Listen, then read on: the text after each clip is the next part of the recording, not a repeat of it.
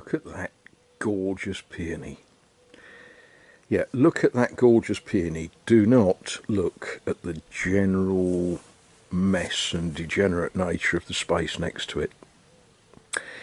Right, okay, some of you, if you've been following from the very beginning, do you know I posted my first video on YouTube in 2010, 13 years ago. And yeah, those of you that have followed everything and have taken notes and studied them will recall that for some time there was a steel beam laying there on blocks of wood. Yeah, and if you go back a little bit further than that, there was a wall there and there was 2 doors. Well, anyway, the steel beam is no longer sitting there on blocks of wood. It's now holding up the building. Some of you will remember that before the steel beam held up the building, there was a wooden beam there. Actually, there was 2. There's one in the front part of the building and one in the back. And some of you may recall that that end of the wooden beam had basically just gone. It had been eaten by ants. So we do make progress, although sometimes you need to stop and think about it because sometimes it isn't obvious. But one of the things that was a result of having a steel beam there and blocks of wood and all sorts was this whole area has just become a complete mess. So my work for today is to reduce the messy nature of it. I've started. What was it Magnus Magnusson used to say? I've started, so I'll finish. I've started.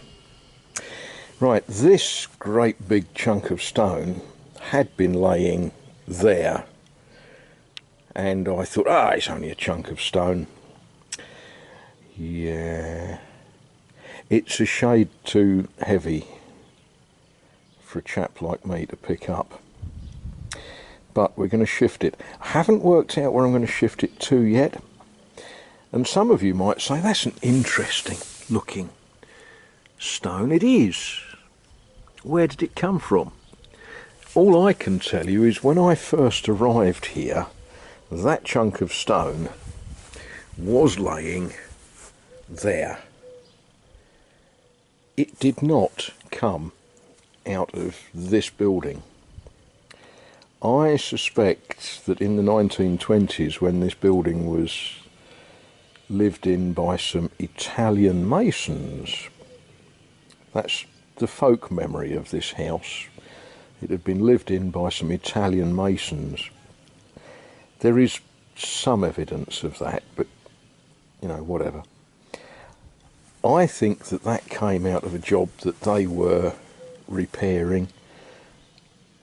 I think it's probably been replaced with a nicer piece of stone, and I think they probably thought we might have a use for that, and so I think they dumped it here and it's been here ever since. Don't know what I'm going to do with it, but it's not staying there, which is why we've got bits of string and a crowbar. Crowbar in French, levier. And what we're going to be doing is shifting that, and we're going to be shoveling and digging and generally trying to make this look a little bit more civilized, weather permitting. Today, weather permitting means if it doesn't just get so hot this afternoon that I sit in a chair with a glass of lemonade. Well, now, do I need a tractor for this? No, I don't know. No, some farmers are quite content to walk to their fields. We're going to walk to the harvest. It's that time of day that I'm thinking about eating. And what we're going to eat is this chap here.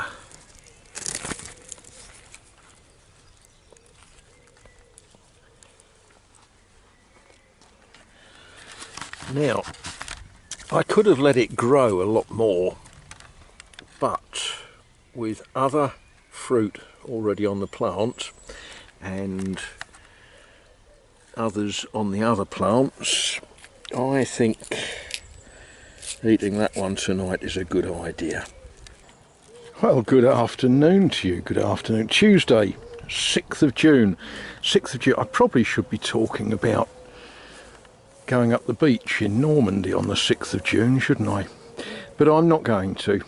No, what we're going to do this afternoon is we're going to look at the vineyard. You know, it's afternoon, and the man who was hiring workers for the vineyard asked me if I wanted to do an afternoon and get a day's pay for it. Everyone else who started at 6 o'clock this morning reckons that isn't fair. Something very, very strange has happened here. Now, a large chunk of this vine is deceased. It is no more. It is ex-vine, about to become firewood. And the living, vibrant, healthy vine has fallen. I don't know what caused it to fall. I do wonder if certain four-legged furry things have been walking about up there and have managed to knock it off. But what we're going to do is we're going to try and get all of the dead out, and then we're going to try and rehang all of this living. That would seem to be a good plan. Well, of course, what we discovered,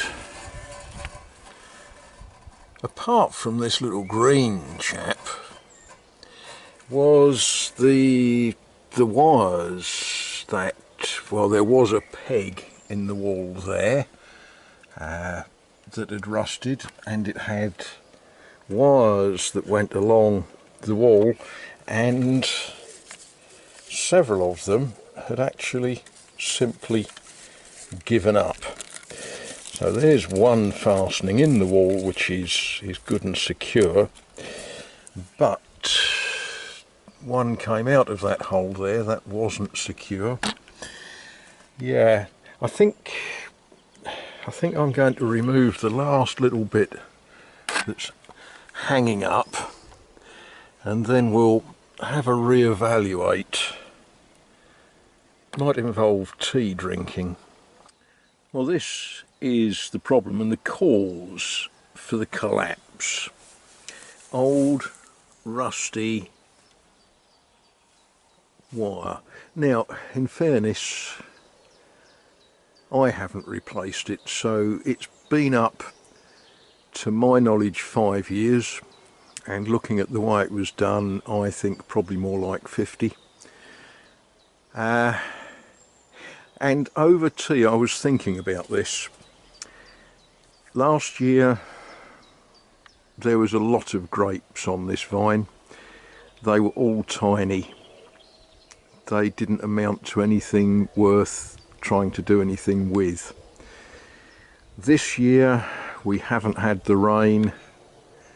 The ground isn't as wet as it was last year.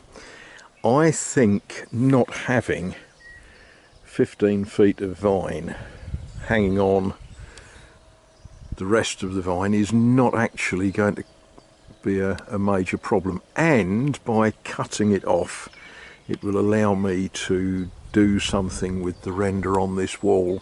So with sadness I'm going to chonk through that vine and just tidy everything up and call that job done.